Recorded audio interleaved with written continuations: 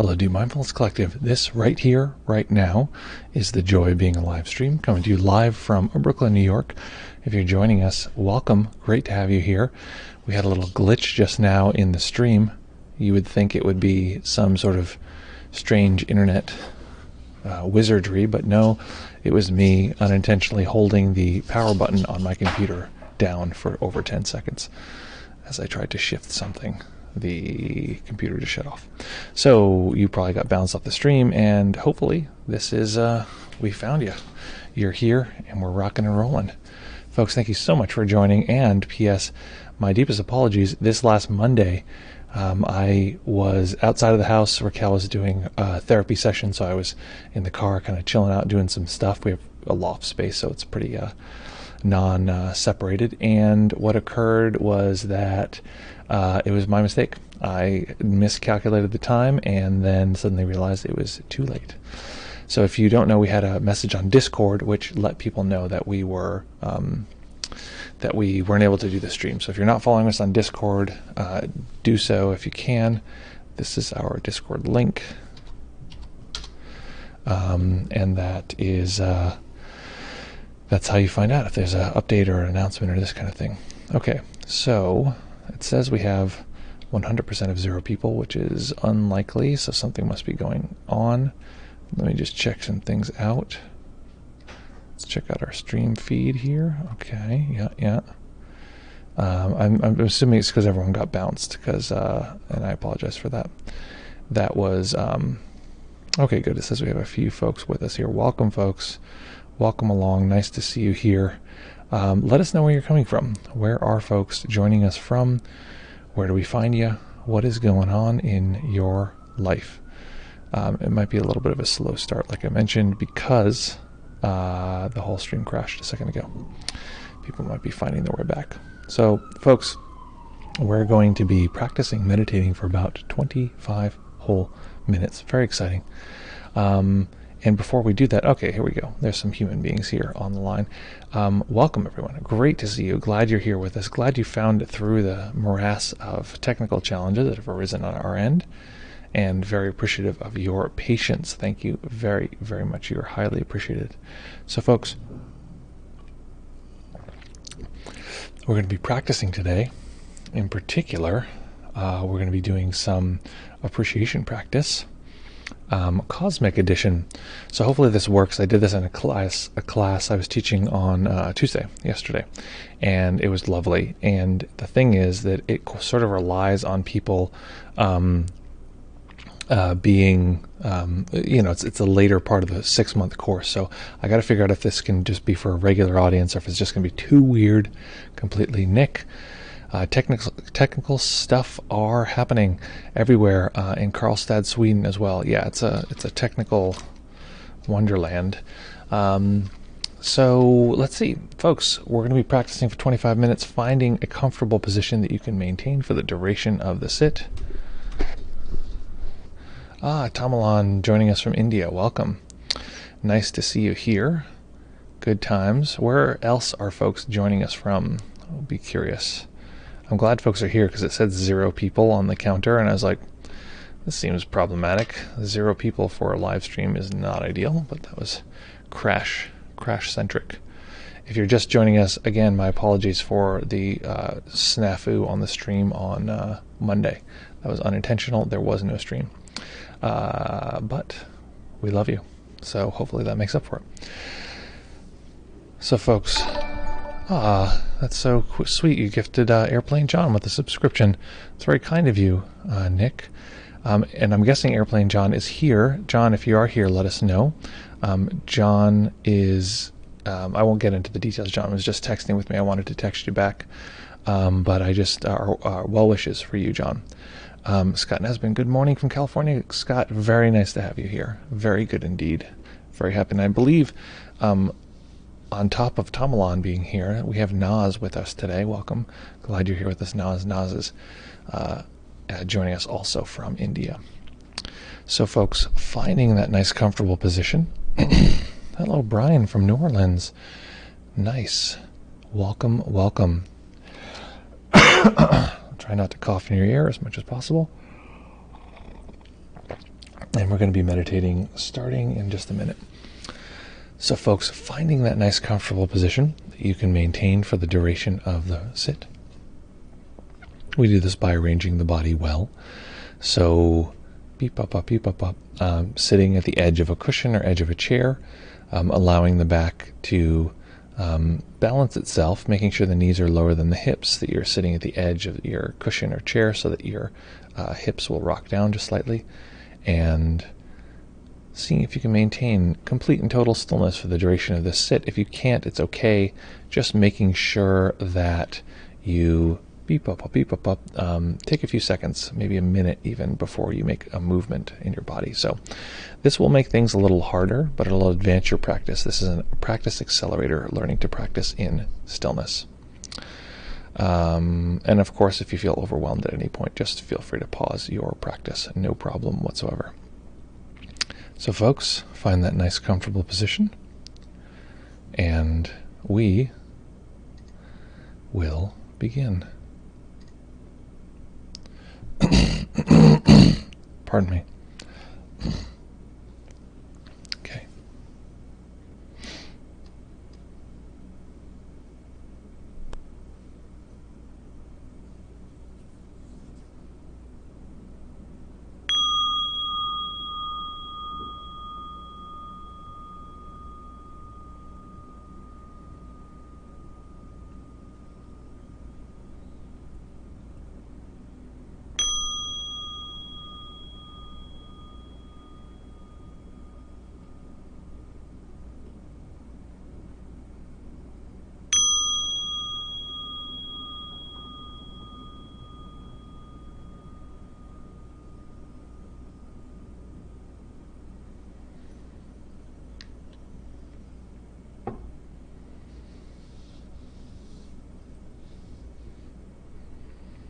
Beginning by taking a few comfortable deep breaths, just feeling the body rise and fall.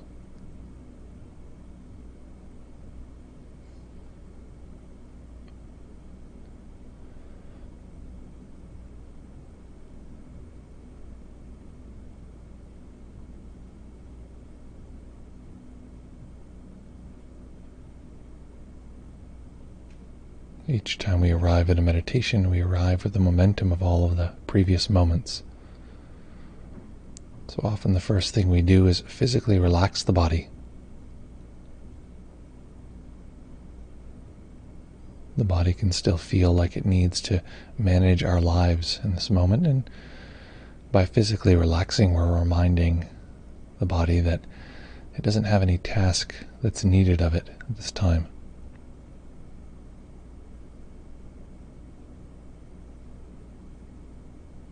Relaxing the large muscle groups, the ones that are easy to detect, and also relaxing the micro muscles, the connective tissue between the bone and the muscles themselves, as though we could relax all the way down to the layer of the bone.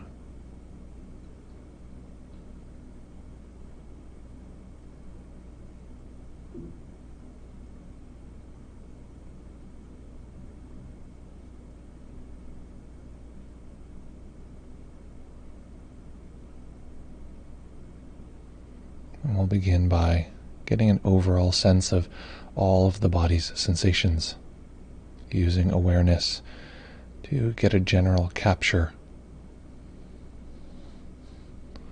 not trying to add one sensation and then the next, but getting a general survey of the pool of all body sensation.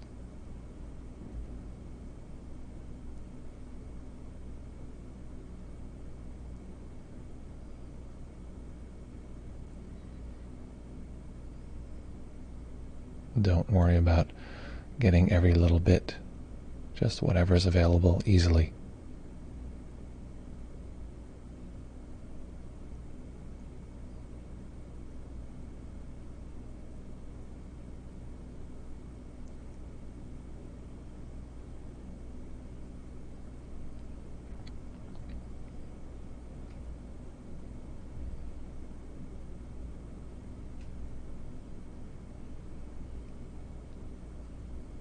And the momentum that we're coming into this practice with comes in many forms. If our mind was active before this meditation, it'll likely be active for some time as we begin.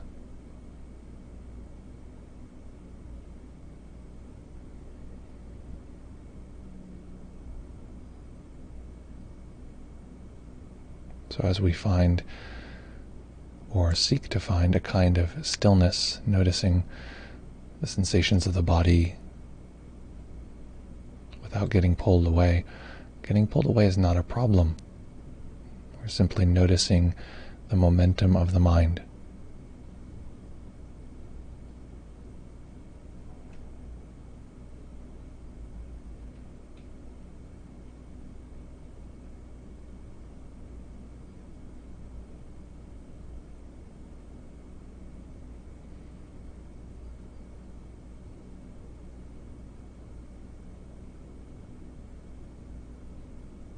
And the body too has momentum.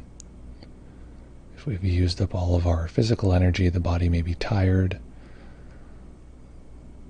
If we have a lot of physical energy left, the body may be, on the other end, overly agitated. Or maybe it's somewhere in between. This is the momentum of the body.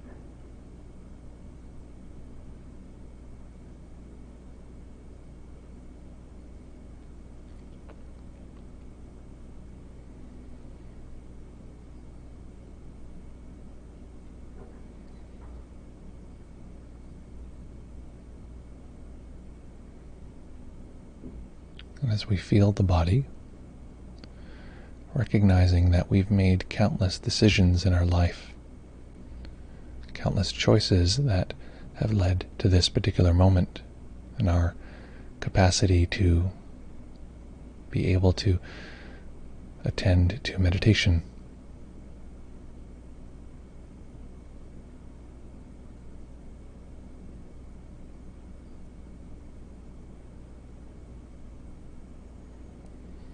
And many circumstances that were outside of our control. Many privileges and circumstances made it possible for us to be here in this particular moment.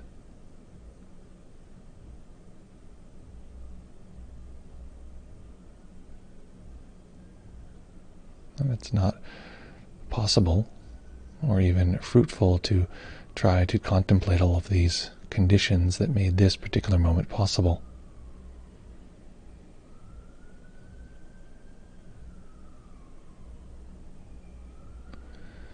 But we can observe the effect of all of these conditions as though we were observing the edge of a hose pouring out liquid.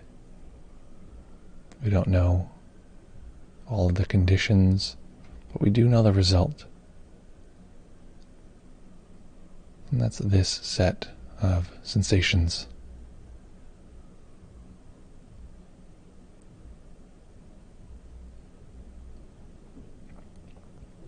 So taking a moment to really soak into the richness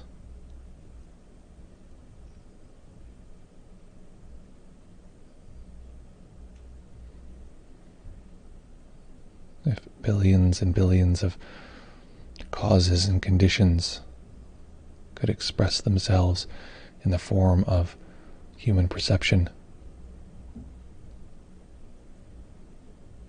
exactly and precisely what would that be like?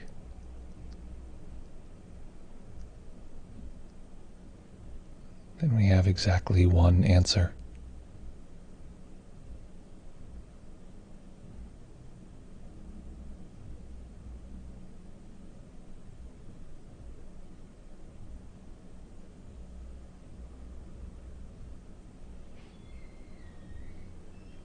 Being sure not just to think about an answer, but to feel this result.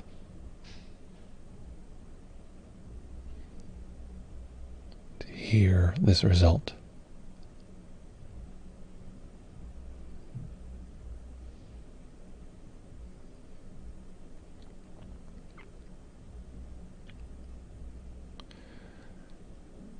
to sense the unique constellation of sense data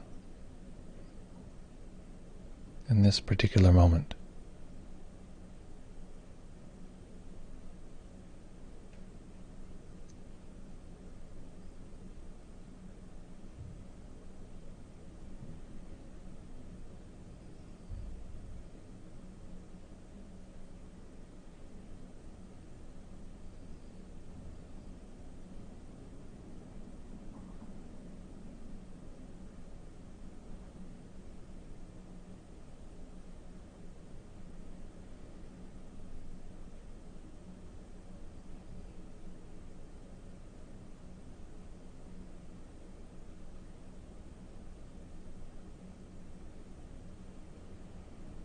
Recognizing that what we're experiencing now is a living human body-mind.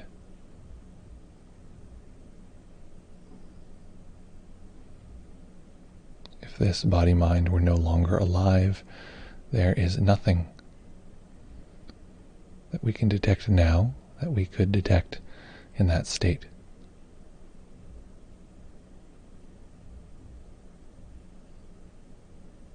In other words, everything we're experiencing is life. Is this strange, impossible force. Billions and billions of years of biological development.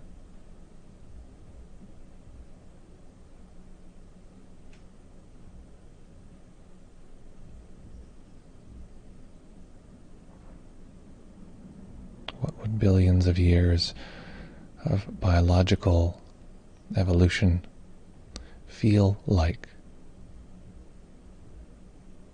Well, we have a direct answer.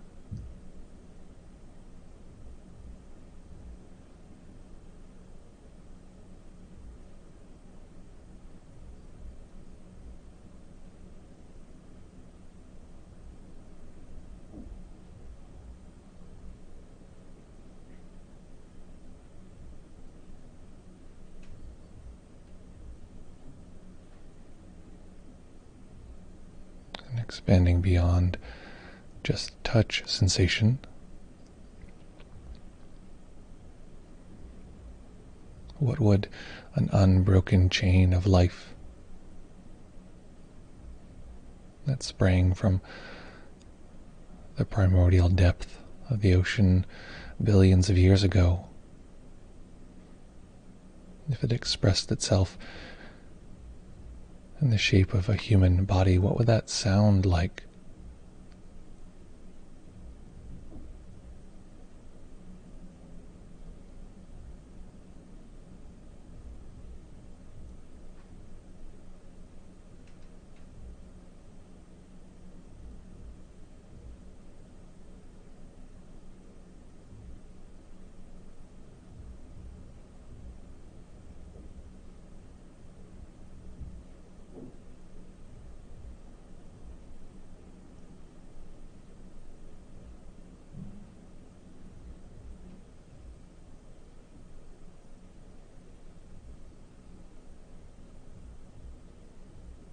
Sometimes we'll look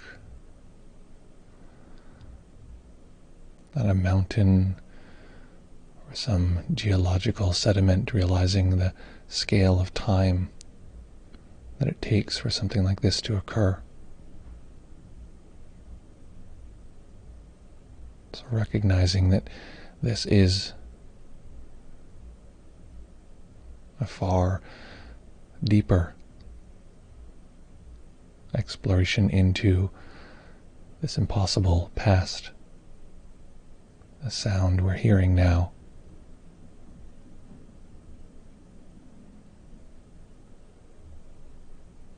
This is the sound of life itself.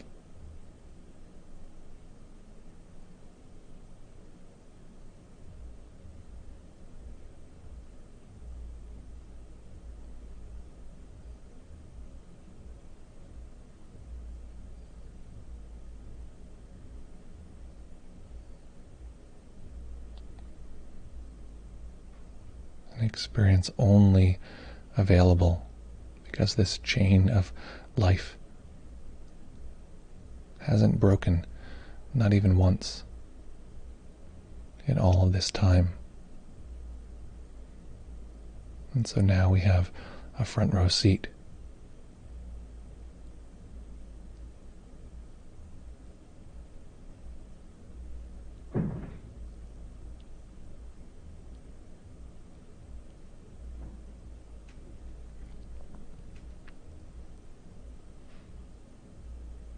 And the mind, the same mind which can make sense of the words you're hearing, the same mind that gives you a sense of space around you,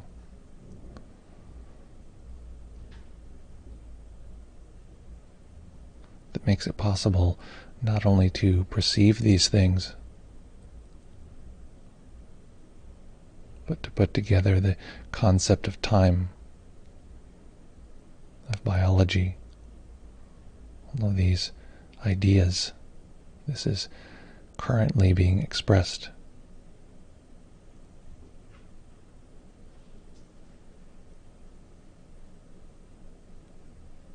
This too is an expression of the same biological force.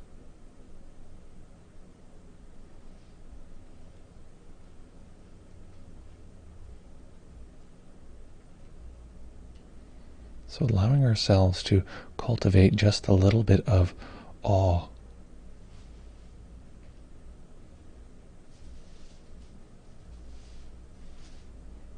No matter what's happening, what sensation is arising.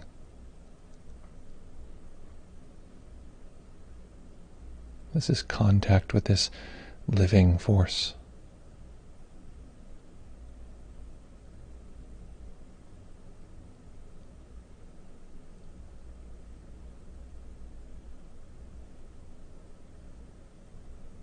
Life expresses itself as strange vegetation, as microbes or enormous mammals swimming in the ocean. And in this case, life is expressing itself in the form of an ordinary human body-mind.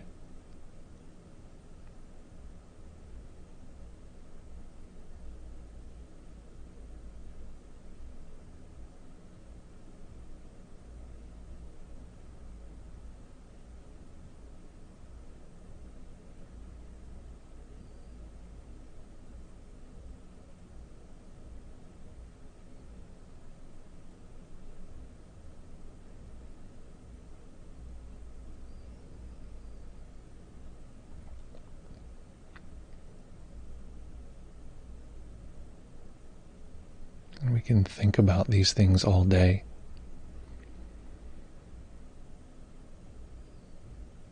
But until we allow ourselves to be present, to be at this perceptual emerging,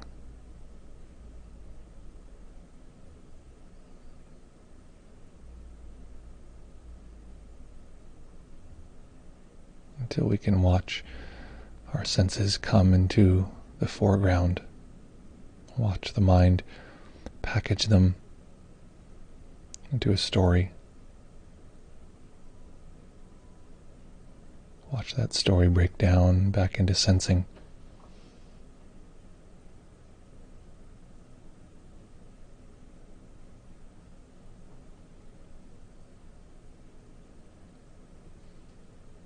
Until then, we are truly missing life.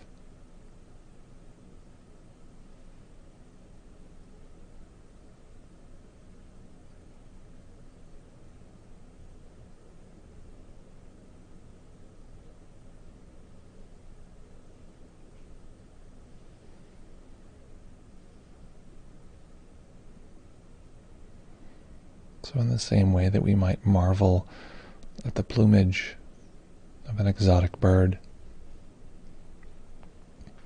taking a moment to marvel at the sensing experience,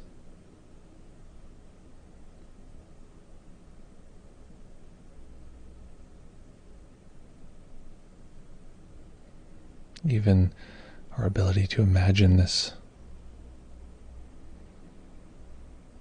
bird, our sense of a body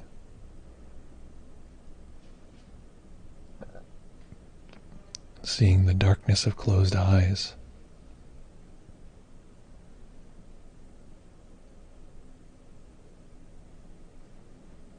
Our sense of time.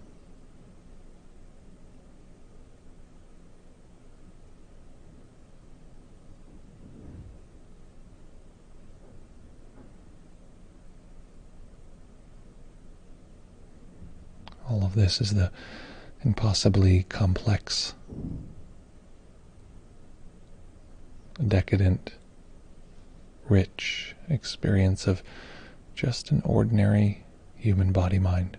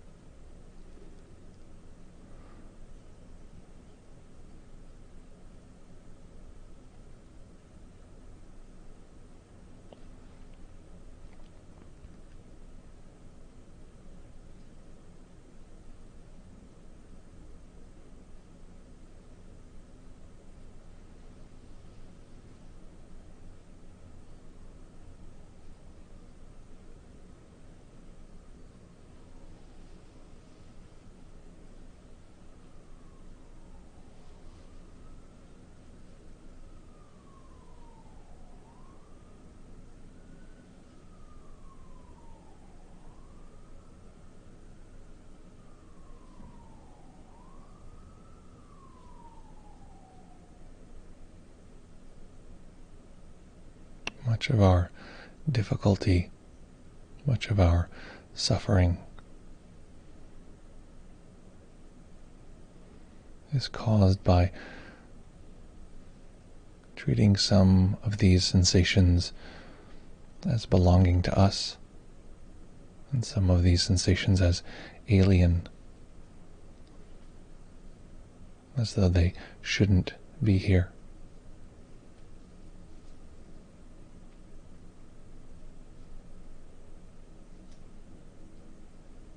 Recognizing for a moment that no matter what we're experiencing, pleasant, unpleasant, neutral,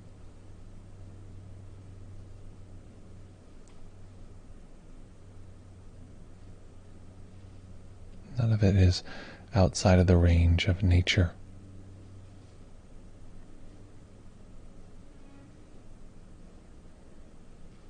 None of it is outside of the range of life expressing itself.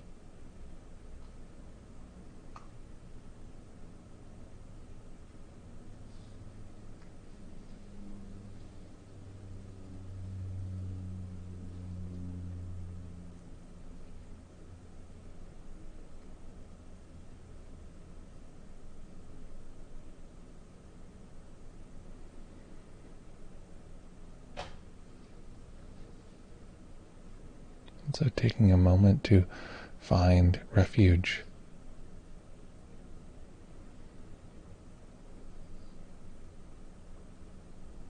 There is no outside. There's no alien. Nothing needs to be different. We don't even need to do anything.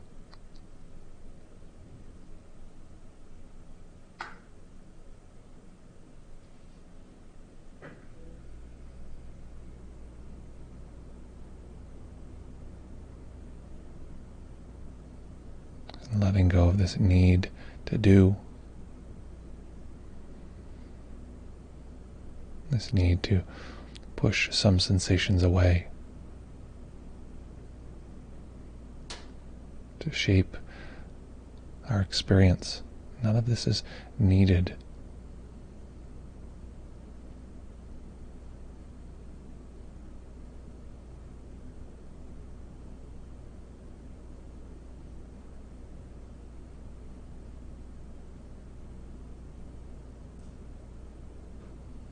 this living biological system will be fine.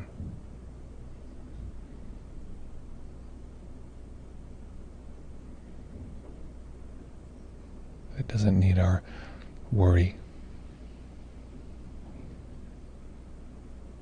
But if we do worry or have fear or sadness, this is also fine. It's natural. Totally understandable.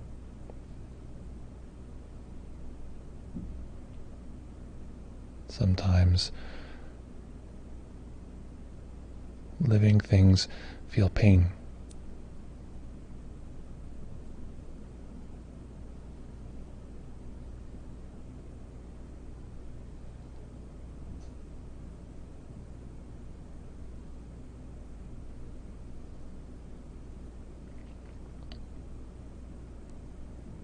And sometimes they feel joy and awe.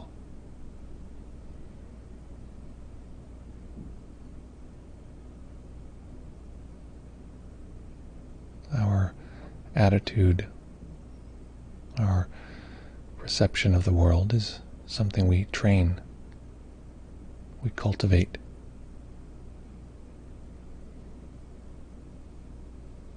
So taking a moment to assess, is this perspective that we've been cultivating helpful, easeful?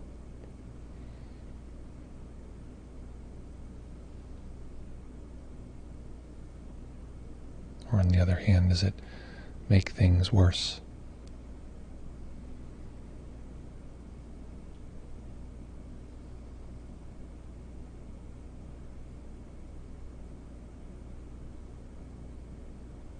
And by choosing those perspectives that fortify, that support,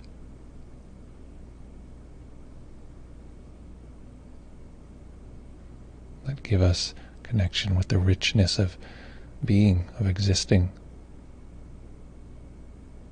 This is how we shape our relationship to the world. So staying with the practice, staying in stillness, allowing a tiny bit of light to enter the eyes, and eventually allowing the eyes to rest on a single point as they fully open.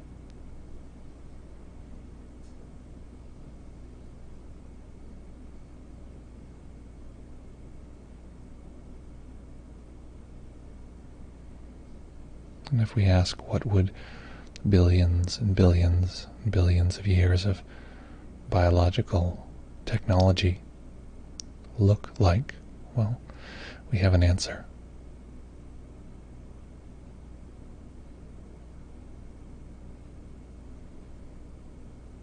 And in this way, letting this particular moment be the great teacher. It shows us how we might bring this practice into every aspect of our life.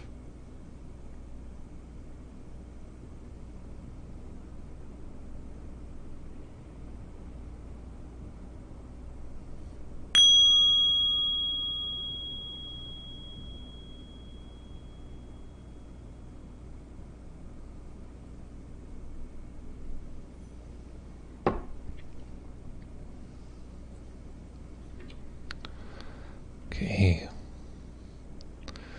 So making any adjustments you need to allow the body to be comfortable.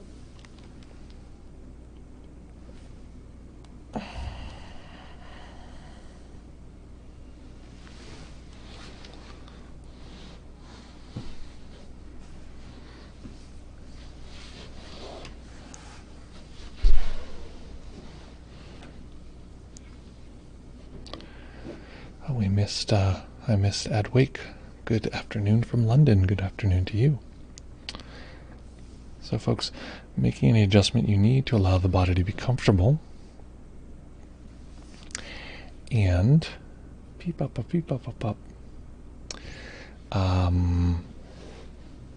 here is what I'm going to suggest is what I'm a little spacey from the meditation. Okay, folks, so a very important part of meditating is talking about your experience. I got a very sleepy leg. So right now, as you reorganize yourself into a sort of functioning human, don't reorganize too much. Just remember, you don't have to. You'd be surprised what the system can do on its own without you intervening. The system can definitely type without much doing on your part. So give us a report. What was that experience like? What happened? What do you like now? And it'd be great to find out what happened on your end. I know what happened on my end, and actually you know what happened on my end because I just guided through it. What happened? What was that like, and what are you like now? As I unfold here. Oops. And if you sometimes folks like this, I always find it more entertaining, personally. If folks want to jump on the Zoom, that is an opportunity. You'll be seen and heard, and we can ask you some specific questions. You can talk about your practice, or rather you can ask some specific questions, and I can get into the details of what's going on for you. This is where the real meat and potatoes happen. This is where we get into the roots of what's going on. If you're going to jump on Zoom, just let me know, though, because it is, we don't launch it until someone says they are, so it doesn't interfere with the cameras. Okay. Folks, what was that like? What happened, and what are you like now?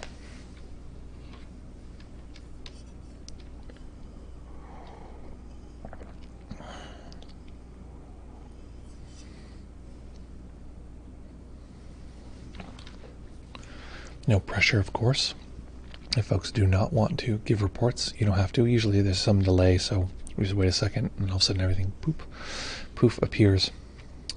Here we go. Brian, developing a sense of awe allows me to be aware of my senses deeply. Yes. But I was also got very sleepy. Okay, well, that's normal. That's understandable. There's a few things we can do about sleepiness, and there's a Shinzen essay called From Fuzz to Buzz. If anyone has that link, if you want to put it in the chat, that'd be great. But you can just search it, Shinzen, From Fuzz to Buzz, and it really breaks down sleepiness in a very like piece-by-piece way that's very helpful in practice. One piece that is not in there that I found in my own practice is that sleepiness and dullness can be very sort of, tranquilizing, like, pulling us into unconsciousness. But if we can observe the brightness of that knowing, I know that I am sleepy right now, I know that it's, foggy, that is actually it can be very waking in a certain way. It can feel very bright. Oh, my little puppy wants out of her little puppy cage. Last time I was like, come join the stream, puppy. And when I did, I looked, and 30% of the people had ditched the stream. So maybe people are less interested in seeing the puppy than I thought. If people are interested in seeing the puppy, let me know and we can make that happen. But until then, oh, thank you, Jean. That's so kind of you to post that that link there. Okay, so Jean says, I'm still processing that meditation, so don't have comment on it just yet. Let me know what processing means. I'd be curious to hear what that means. One thing that struck me from the last meditation we did is everything we experience is natural at its core. Yeah, I think that this is something I mentioned in this practice, but the mind tends to separate the world into things that are supposed to be happening and not supposed to be happening. So right now my dog is, you can probably hear it in the background, is groaning because it wants to get out of its little playpen. And that's, a lot of what we talk about in meditation is clinging or craving or aversion, these kind of things. And it's I want this moment to be different than it is. And that can come in a big form, like wanting to be in a different area, but it can come in all these really subtle forms that really, okay, this is getting into some weird territory, but we perceive each particular moment, let's say, as a little block of time. It's there's this moment, and there's this moment, and each of these little blocks overlap each other, and so there's this sense of continuity. It's going, going, going, and going. So it feels like our lives and our perception is continuous. If we look very closely, the things arise, our experience, our perception arises, and then it just is replaced by new data and is replaced by new data. So it's actually not continuous. It's actually these sort of little blips of sense data that create a sense of continuity. The thing that glues that all together is this sort of subtle sensory clinging. So there's big clinging, like, this person can't leave me, I want to stay in this relationship, and there's a really subtle sensory level clinging. So the thing is that everything being natural, if we recognize that even the clinging is natural. Clinging is not something we should get rid of. It's just part of the fiber of existing. And that brings a kind of non-resistance to everything. It's just like, oh yes, it's coming and going. It's not personal to me. It's not attacking me. In fact, the thing I experience as me is also just nature and also quite impermanent. So that is part of the nature of nature. That's one of my favorite teachers. What's it called? Utejaniya talks a lot about what we're experiencing is just nature watching nature. So that's quite lovely. Nate has a quote here. There is nothing good or bad. Only thinking makes it so. It's interesting because the implication of that, it's an interesting saying. Nate, I forget who said that, but the implication, it's from Hamlet. The implication there, I'm just going to deconstruct, or I'm going to attack this a little bit more than it needs to be, but I think part of the premise there is that thinking, it's true, thinking makes things good or bad. We're experiencing a natural world, but part of that formulation, I think it's, what is it, Taoism I'm thinking of, but that will take the idea and then say, well, thinking then is where the problem lies. Thinking is a problem. Thinking is sort of unnatural. The world is natural, but then thinking comes on top and is a conceptual layer. The way that this is from one of my a monk that I like a lot, said, I'm kind of expanding what he said, but the key to meditation is to observe our senses. This is similar to what Brian mentioned, really seeing our senses very clearly. The key is to see our senses without a conceptual layer on top. That's pretty simple, right? Okay, this is the Hamlet quote. We want to see our senses without this conceptual layer on top. But the next level, if we can get there and observe our senses carefully enough, is that conceptual layer is also just sensing. So even the conceptual layer, even the thinking that makes things good and bad and pushes and pulls and the system, all of that is also nature. And so when there's nothing that can push or pull in any direction, there's timelessness and spacelessness. So hopefully that's not too abstract and interesting and fun. Nick then says, hey babe, will you release the monster? Yeah, she can even come. Yeah, exactly, thank you. Release the beast. Come here. Come here. She doesn't care. Okay. Nick says, felt heavy momentum from the analytic mind.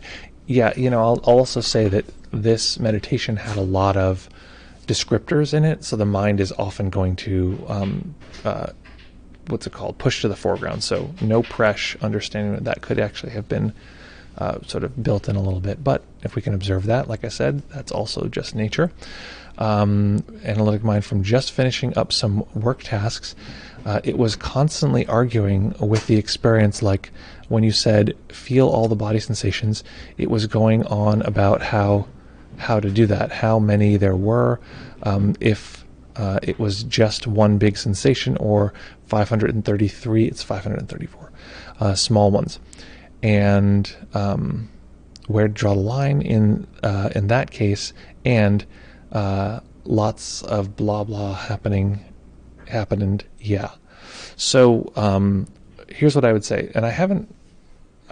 Basically, I found as a teacher, every sentence you say is a problem from one perspective, and you have to just take that on. It's like if you describe something one way, it creates a problem over here. This is how it is. So when I say detect all of the body sensations, I haven't found a way to say that doesn't seem to imply that there's like, I gotta stuff them in there, which is a lot of why I emphasize, like, don't worry about getting them all. Don't worry about having every single one. It's just an overall sense. Maybe that's a better way to put it. So just see if you can get a general overall sense of the body as a whole. Then it comes to this thing is, what is a whole? What is it, etc. But we're just, whatever's easy, whatever's accessible, you can do it right now as you're hearing me talk.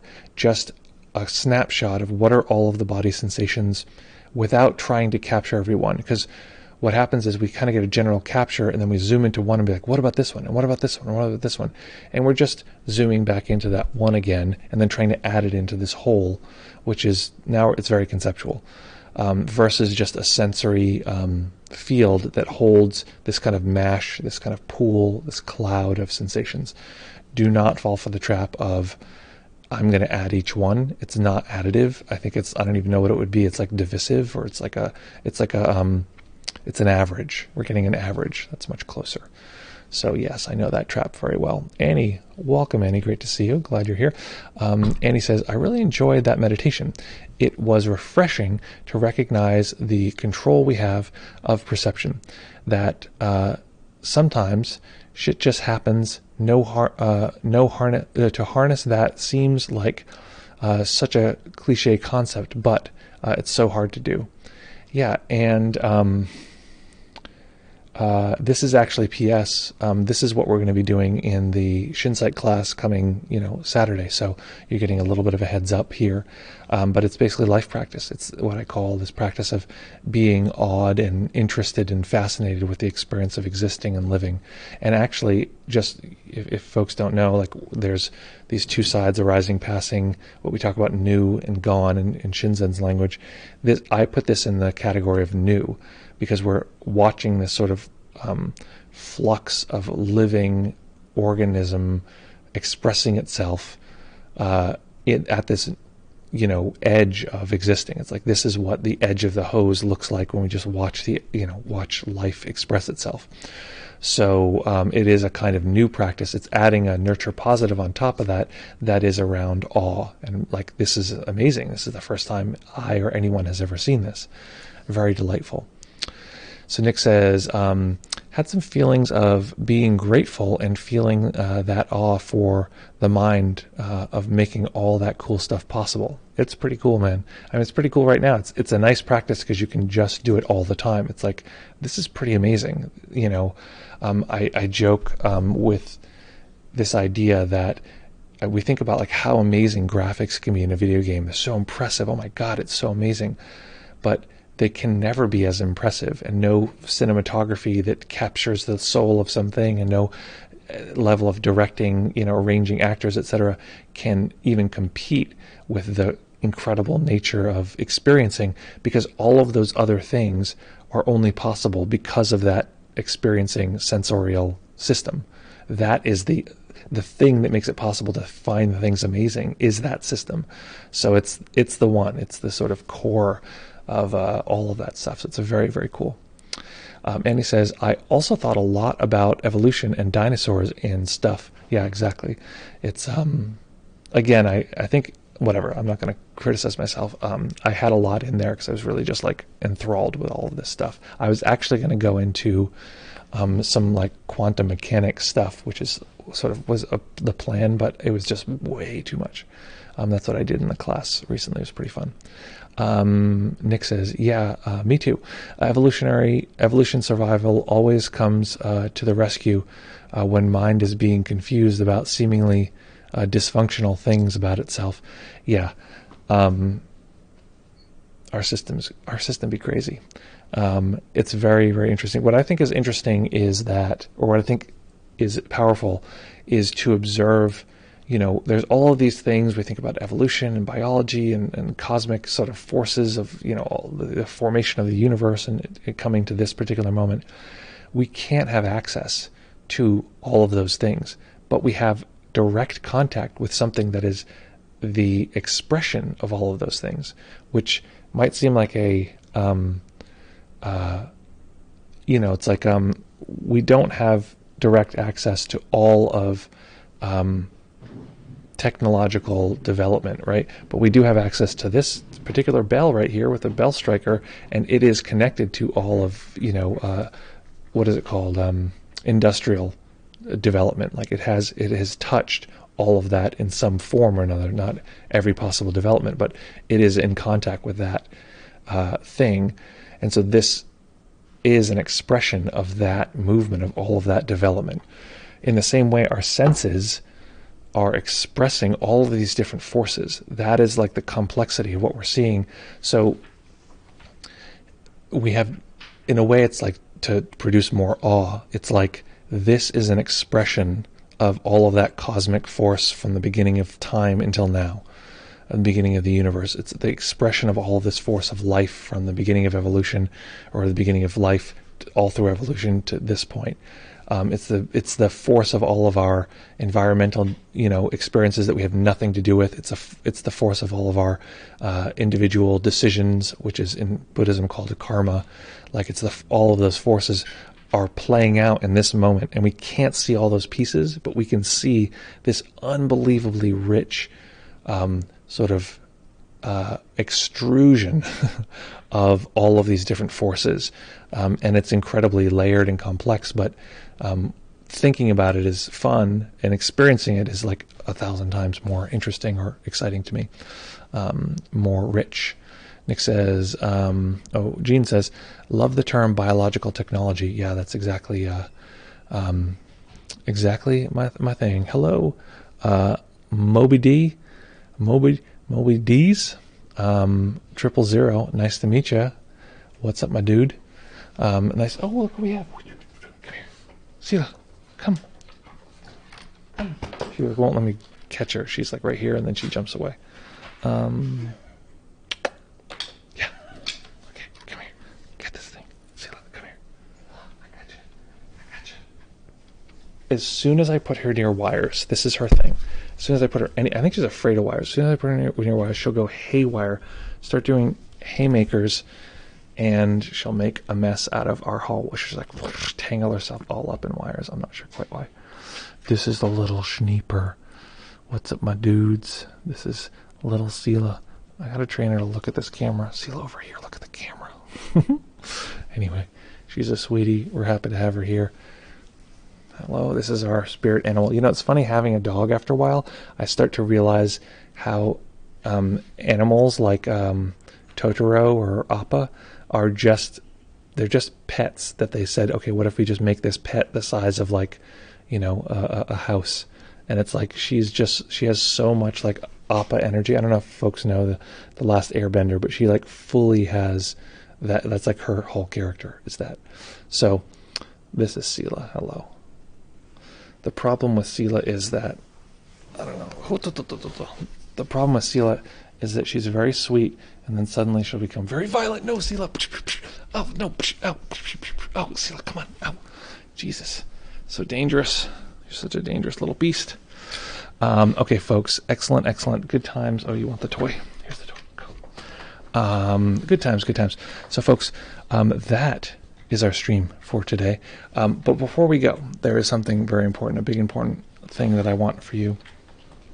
It's a wish. It is a wish. And also a little acknowledgement. P.S. A couple things. We'll be back here Friday at 11 Eastern. Also, we have a Discord if you want announcements and that kind of thing, and to be in community beyond just the stream. That's where we meet and hang out and chit-chat like kitty cats. And there's a wish for you, which in this particular moment, which is complex and new, and I've never seen it before. It's like this moment seems eerily familiar, but something's different. And those are our links too. Thank you for that. Those are all links. Our playback is there as well. See, you guys are so helpful. This is so great. Thank you so much for that, Nick. In this particular moment, which is new and interesting, and I haven't seen it before, something about this seems different. In this particular moment, to just enjoy the experiencing. This is actually, P.S., this practice, this meditation, is where the name of this live stream comes from. Did you know that? The joy of being a live stream comes from this exact practice. So as you're watching this, seeing this, hearing my dog chew on a bone, just taking a moment to enjoy that experience. This is what existing as a human is like. It's not always easy. It's not always fun. But to know that this impossible singularity of experiencing this is not only something completely unique, but in some strange set of circumstances, it's something we share with every other human being. This impossible unity is one which is universal. All beings experience this. This is the joy of being. And so just taking that, if you can, absorbing that a little bit experientially, not just understanding, but experiencing it, and if at all possible, letting that fold and unfold and refold into our lives. Letting that be part of the fiber of our experiencing. And letting the gentleness and the complexity and the uniqueness and the intensity of existing, letting that wash over us. Existing doesn't need us to be perfect. It doesn't need us to be gods. It doesn't need us to not make mistakes or not have pain. It's always there and always willing to show us something new, something beautiful, if we are interested. So as always, folks, practice well. Take care of each other. Have fun. And we'll see you very, very soon.